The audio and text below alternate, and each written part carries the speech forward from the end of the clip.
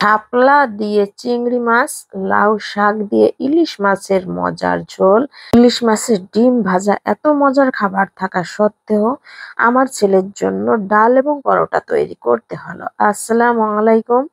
চলে আসলাম আজকের ভিডিও নিয়ে। কেমন আছেন সবাই? আশা করি সবাই ভালো আছেন। আজকে আমি রান্না করব শাপলা দিয়ে চিংড়ি মাছ ভাজি। তার জন্য ছোট ছোট করে শাপলাগুলো আমি কেটে নিয়েছি এবং কষলে কষলে ভালোভাবে ধুয়ে তারপর একটা ঝাঁঝরিতে করে পানিগুলো ঝরিয়ে নেব। ছোট ছোট ইলিশ মাছের মধ্যে অল্প ডিম হয়েছিল, সেগুলো একটু তেল বেশি করে দিয়ে ভাজি করে নিলাম। অন্যদিকে আমি ইলিশ মাছ দিয়ে সাদামাটা ভাবে কাঁচামরিচ, হলুদ লবণ দিয়ে একটা ঝোল রান্না করে নেব লাউ শাকের সঙ্গে। লাউ শাকের মধ্যে মশলা একটু কম দিলেই ভালো হয়, যার কারণে কালারটাও সুন্দর আসে। সবুজ কালার থাকলে না ঝোলটা খেতেও মজার হয়। মাছগুলো আমি পেঁয়াজের সাথে সুন্দর করে একটু নেড়ে চেড়ে কষিয়ে নেব। তারপর একটু পানি দিয়ে আর একটু কষিয়ে তারপর মাছগুলো তুলে রেখে দিব। অন্য চুলায় আমি শাপলা ভাজি করার জন্য সরিষার তেল দিয়েছি, পেঁয়াজ এবং রসুন একটু ভাজি করে নিব। তারপর এর মধ্যে আমি চিংড়ি দিয়ে দেব, ছোট ছোট চিংড়ি, দেশি চিংড়ি। আর এই দেশি চিংড়ি যতই ছোট হোক না কেন, খেতে অনেক মজার এবং ঘ্রাণও সুন্দর হয়। আর একটু ভাজা ভাজা করে তারপর হলুদ দিয়ে দেব। হলুদ লবণ দিয়ে একটু নাড়াচাড়া করে তারপর আমি শাপলাগুলো দিয়ে দেব। আর মরিচ মরিচ আমি রান্নার শেষের দিকে দিব, কারণ বেশি ঝাল যাতে না হয়। কাঁচা কাঁচা থাকবে মরিচ, দারুণ একটা স্মেল আসবে এবং মরিচগুলো তরকারির সাথে খেতেও ভালো লাগবে। তো শাপলার থেকে অনেক পানি বের হয়।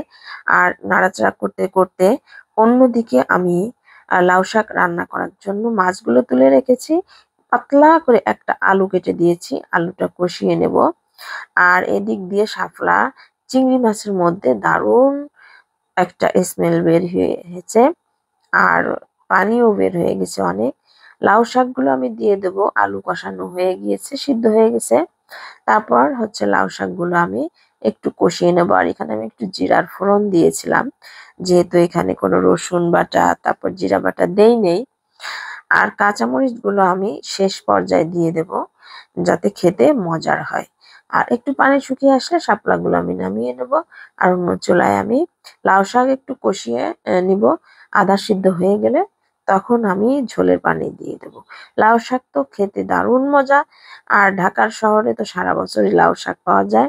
শীতের লাউ শাক, গরমের লাউ শাক আসলে কোনো সিজনের ভেদাভেদ এখন আর নাই।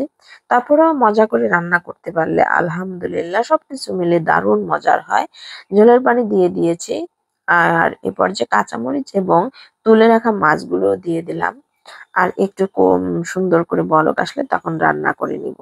এত মজার মজার খাবার থাকার সত্ত্বেও আমার ছেলে আলভি কিছুই খাবে না। তার জন্য এই রাতের বেলা রাত প্রায় 10টা 11টা বেজে গিয়েছে, ঘন ডাল এবং পরোটা করতেই হবে, তা না হলে সে খাবে না। এই যে একটা মহা যন্ত্রণা, তাকে শাকসবজি তরকারি মাছ খাওয়ানো যায় না, সে শুধু মাংস পোলাও বিরিয়ানি এবং সে পরোটা, এগুলোই তার খাবার। তো আমি কি আর করব, ফ্রোজেন পরোটা ছিল, আমি ঝটফট করে বের করে সেগুলো ভেজে দিলাম।